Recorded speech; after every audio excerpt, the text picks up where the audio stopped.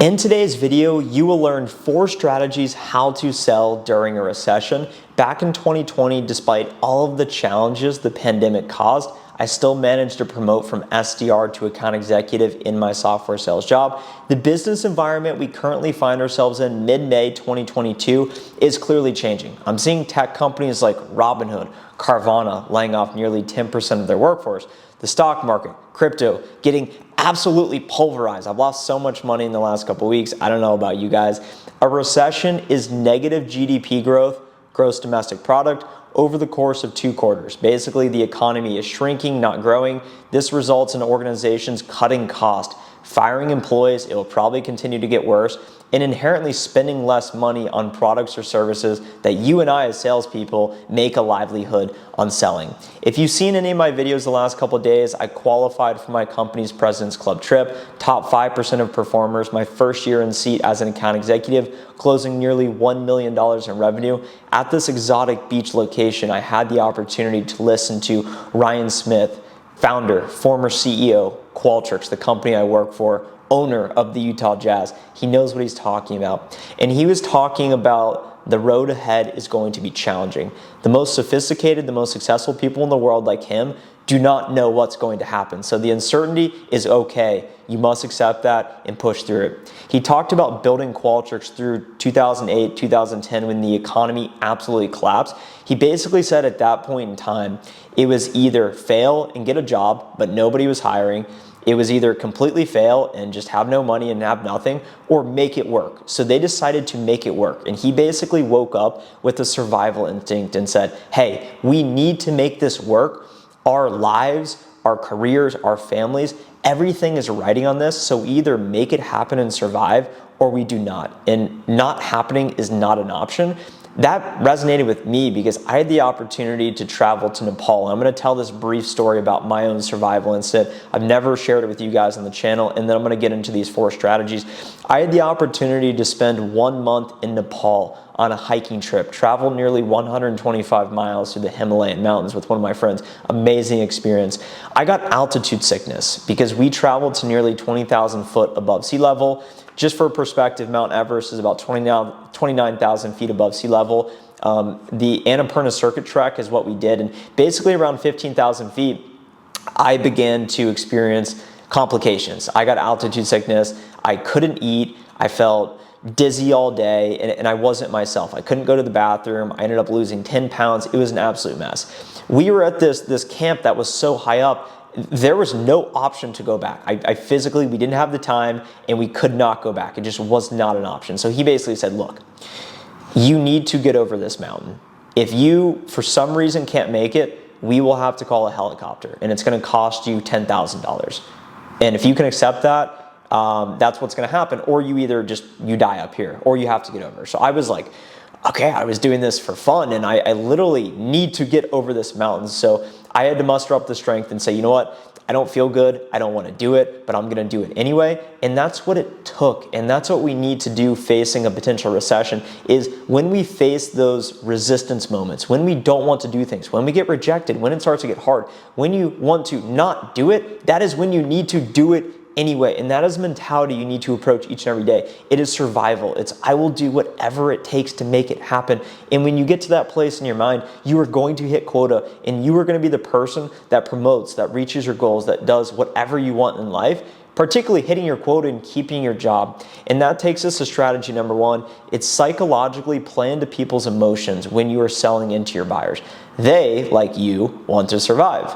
Many of them want to keep their jobs. So how can you give them more political clout? How can you help them keep their job? How can you help them actually promote? So maybe your product or service can help them to make more money, to save more money, to mitigate risk, to touch more parts of the organization, to make them as an employee more important. People want to keep their jobs. It's like an episode of Survivor.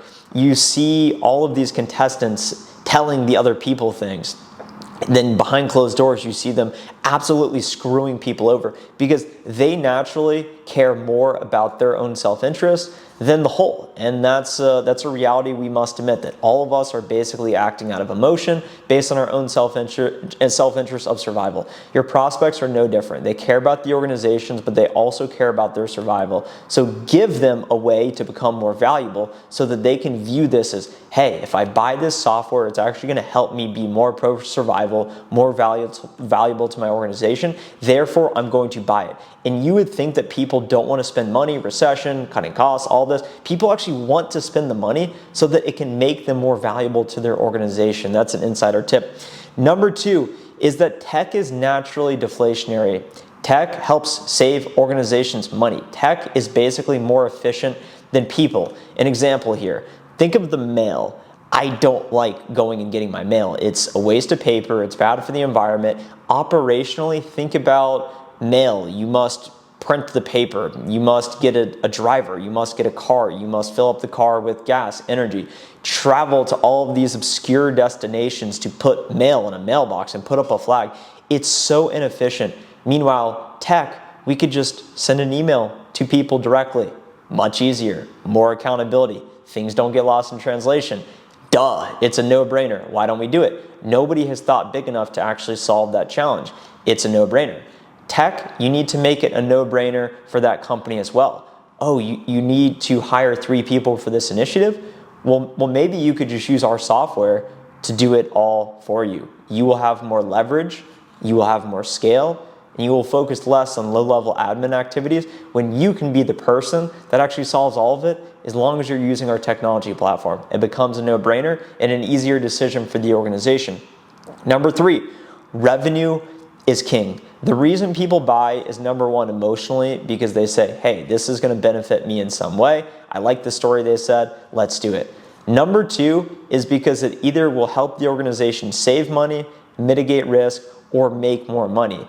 And when we find ourselves in recession environments, organizations are looking to contract, they're cutting costs, but ultimately, revenue is more important now than ever. So you as salespeople, number 1, recognize that the last function to get cut in most organizations during a recession is sales. Naturally, they're going to cut the departments that don't matter as much, like operations and some of these other non-revenue producing roles. So something to keep in mind when you look at yourself, how much value you actually bring. Think about the olden times. You had the kings of the castles. The people who actually had the most influence and the most political clout were the squires, were the people that were advisors to the kings, that entertained the king or brought the king value from some point of view. They naturally were able to survive and actually live a great life because they could go to the king and be on his council and say, hey, this is what you can do. This is what we're hearing. This is what we're seeing across the kingdom. You need to be that specialized advisor for your customers and share, hey, my product, service, solution is going to help you recognize quick time to value, and this is the ROI it's actually going to mean for your business. This is how you are going to make more money as a result of our product. You need to be able to think about it like that so that when the customer then has to take this to their executive sponsor, to their CEO even, the king, they say, okay, yeah, let's do it, let's run it. No brainer, makes sense. Finally, weaponize your attention. If you are showing up to a balloon fight or a pool party and they're going to have balloons, water guns, would you rather have a little squirt gun in hand or would you rather have a fire hose? If you want to win, you'd rather have a fire hose because the water is constant pressure. It would be relentless. It would wear down all of your opponents with absolute force and they wouldn't be able to do anything about it. It's the same thing with erosion. When you see these crazy rock structures, and I just saw them in Mexico, blew my mind when you see these islands and it doesn't make any sense. I digress. Basically, erosion is caused by water pressuring a surface over a long period of time. In the land, if I were to use my hands, I can't really change the land. I can't move rocks, but water can over long periods of time. That's why you need constant force, constant pressure, constant attention in a concentrated manner. Weaponize your attention. Think of yourself as the fire hose.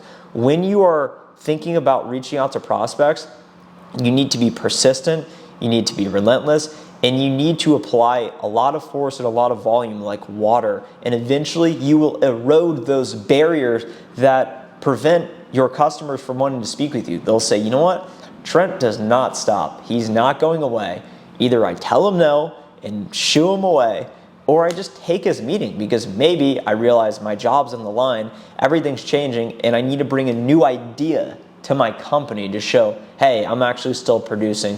So be very deliberate with focusing your effort and energy on volume. It's all about the pressure. It's all about the volume. I talk about it a lot. It's simply making more calls, figuring out how to get more pipelines, sending more emails, applying more pressure, and eventually you will wear down your opponent over time and you will win the game. Those are 4 strategies to sell during a recession. If you enjoyed today's video, hit the like button right now, subscribe to the channel for more videos just like this one, and click on the first link in the description below for my podcast. New episode this week, absolute banger. We talked about working at a big company for a small company. The guy's an entrepreneur, sold a company. And it was one of those episodes where I said, hey, you actually should go back and listen to it, even though I don't always love the sound of my voice and what I say, but I edit all these videos, so I have to listen to my voice anyway. Have a great rest of the day. Happy selling. Talk to you later. Bye.